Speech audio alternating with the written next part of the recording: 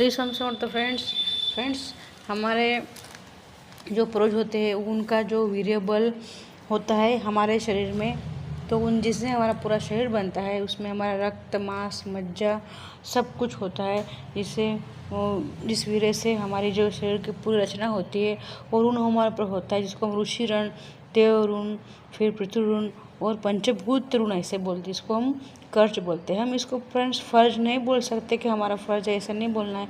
वो हमारे शरीर दाता है, तो हमें पूर्ण रूप से उनका सम्मान और आदर करके हमको उनको वापस लौटाना पड़ता है फ्रेंड्स, नहीं तो हमको ब्याज के साथ चुकाना पड़ता है फ्रेंड्स। तो आप सबका स्वागत है श्री स्वामी स्मृति यूट्यूब चैनल पे।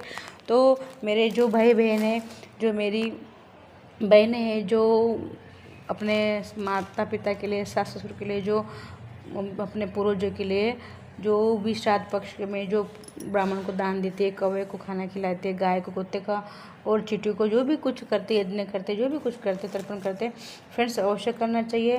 जो पितृगण होते हैं फ्रेंड्स, उनको जो दिव्य शक्ति हमको मिलती है उनके थ्रू हमको पूरा शरीर मिलता है।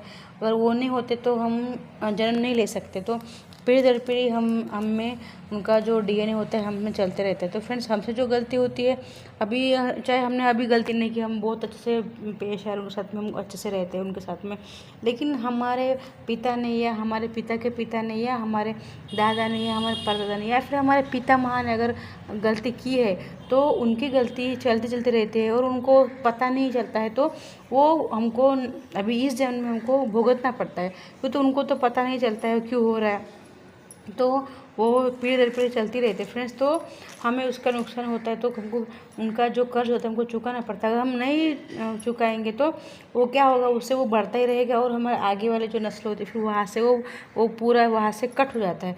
तो फ्रेंड्स अगर आपको लगता है कि हमारा वंश परंपरा आगे चलती रहे और हमारे वंश में सब कुछ ठीक चलते रहे, तो हमको, मैंने आपको एक मंत्र नीचे लिख के दिया है, अगर आपको समझ में नहीं आ रहा हो, दिख नहीं रहा हो, तो मैं आपको धीरे से अच्छे से क्लियर भाषा में बताऊंगी।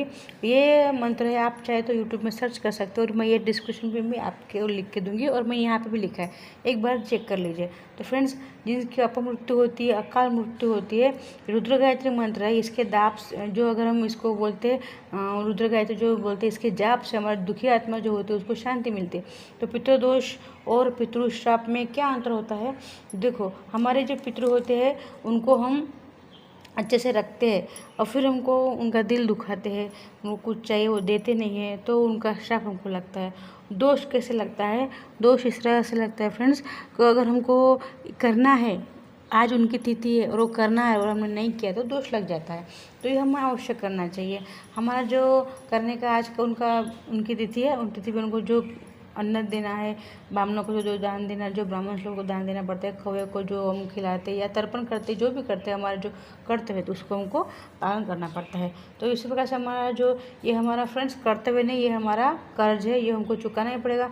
हम आज नहीं चुकाएंगे तो वो ब्याज के साथ में हमको आज नहीं तो कल चुकाएंगे, हम नहीं चुकाएंगे, बच्चे चुकाएंगे वो इतना। और आज के जनरेशन आपको पता है उस लोग सब नहीं करते, तो इससे अच्छा हम सब चुका के जाए, हम सब कुछ करके जाए, उनको आगे वो सब भोगना ना पड़े। और वो इतना वो खतरनाक होता है हमारे पितरों का जो दोष होता है वो क्यों, तो वो हमको सब कुछ दे के जाते हैं।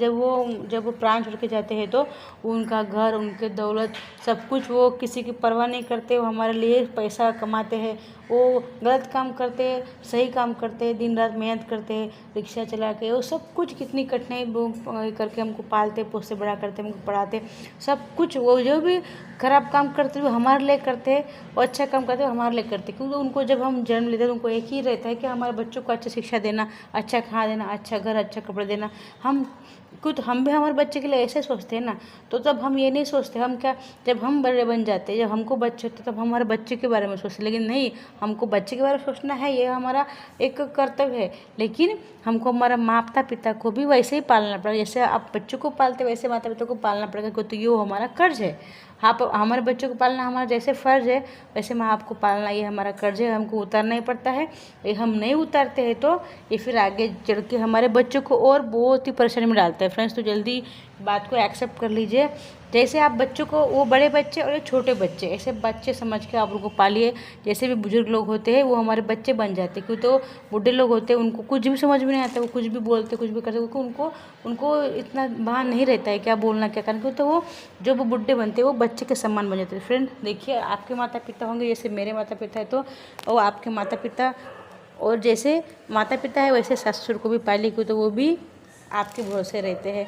जैसे भी फ्रेंड्स, सबके घर में सब कुछ होता है, लेकिन फिर भी हमको समझदारी से काम करना पड़ता है, पालना पड़ता है और हमको सब कुछ करना पड़ता है। तो फ्रेंड्स, आपको जानकारी अच्छी लगी चैनल सब्सक्राइब अवश्य करें, और जो नए व्यूअर्स जुड़ते हैं उनको भी आगे वीडियो भेजिए, दूसरे लोगों तक भी भेजिए। और कमेंट्स में आपको कुछ प्रॉब्लम है या कुछ आपको समझ में नहीं आया तो प्लीज़ मुझे आप पूछ सकते हैं, किसी बात का कुछ आपको अर्थ समझ में नहीं आया तो। और मैं आपको और एक बार मंत्र लिख के दूंगी आपको डिस्क्रिप्शन में। इस मंत्र को अगर आप जपते हैं, पढ़ते हैं, तो आपके पितृ कितने भी दुखी हो, आपके पितृ की आत्मा वो शांत होती है, क्योंकि तो रुद्र भगवान है, स्वयं शिव जी है। इसलिए आप सबको पता है शिव जी श्मशानवासी है। और फ्रेंड्स, आप चाहे किसी भी अमावस्या को क्यों ना करें, वो आप भले अमावस्या को आप करते होंगे, लेकिन इन 16 दिन में जो भी आप करते हो डायरेक्ट पितरों को मिलता है। 15 दिन के लिए यमराज उनको यहाँ धरती पे छोड़ते हैं, फिर नहीं छोड़ते हैं। तो अभी डायरेक्ट हमको खाना खिला सकते, डायरेक्ट अवश्य खिलाए। दूसरे के हाथ से खिलाने में और खुद के हाथ से खिलाने में फ़र्क होता है ना। हाँ, वो यम खिलाते हैं और हम खुद खिलाते हैं। तो प्लीज़ फ्रेंड्स अवश्य कीजिए। आपको जानकारी अच्छी लगे तो सब्सक्राइब कीजिए। श्री स्वामी समर्थ।